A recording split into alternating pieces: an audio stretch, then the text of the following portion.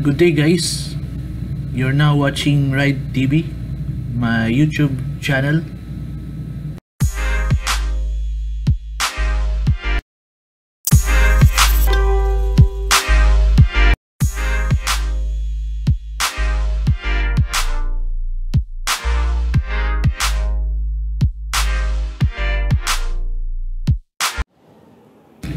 Good day guys and welcome to Ride TV. So, narito tayo sa lifeboat number 2 or nasa port side na lifeboat.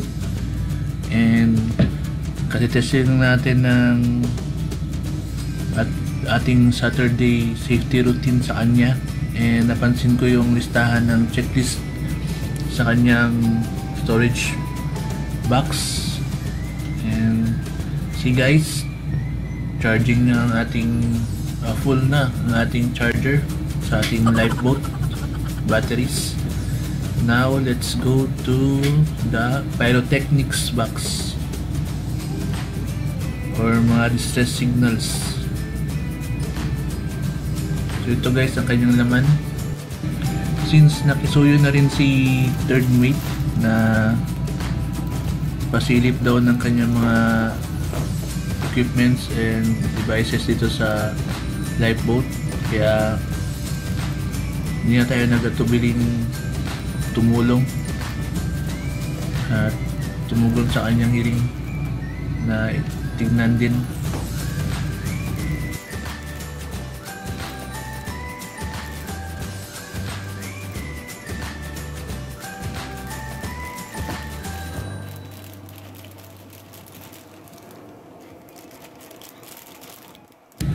So usually guys, ang nagme-maintain ito is ang third officer or second officer, depende sa kanila.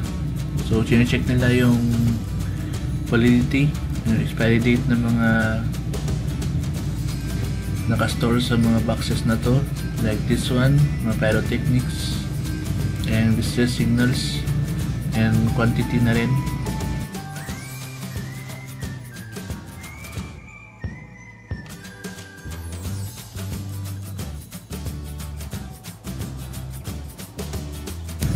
Guys, do also watch my other videos on my YouTube channel, Ride TV. Comment if you have something in mind or questions na rin.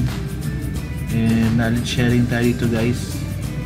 And also follow my videos, share, and please subscribe na rin guys. Dito na tayo ngayon sa second storage box guys. So yan, meron pa rin mga safety or pang distress signals na equipments, and food and medicine tools na rin, may kasama na rin sa loob. At ito guys, ang 7 oceans, 7 dagat nagkasya sa maliit na storage.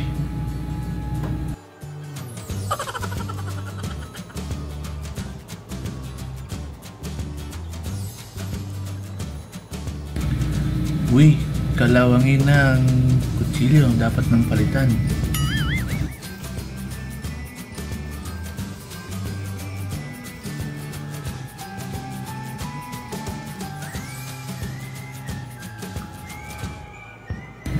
Check din natin guys ang emergency hand lamp if gumagana.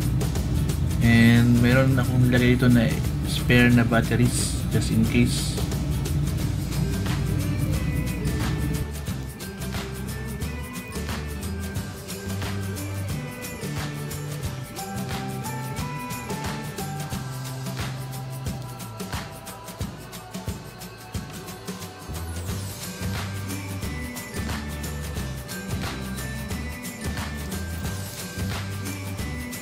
Saan kaya nilagay ang mga dilata rito?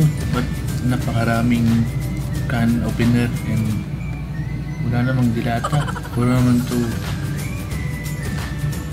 food packs. Ito guys ang battery, nailabas na. Ayan yan, mga medicines.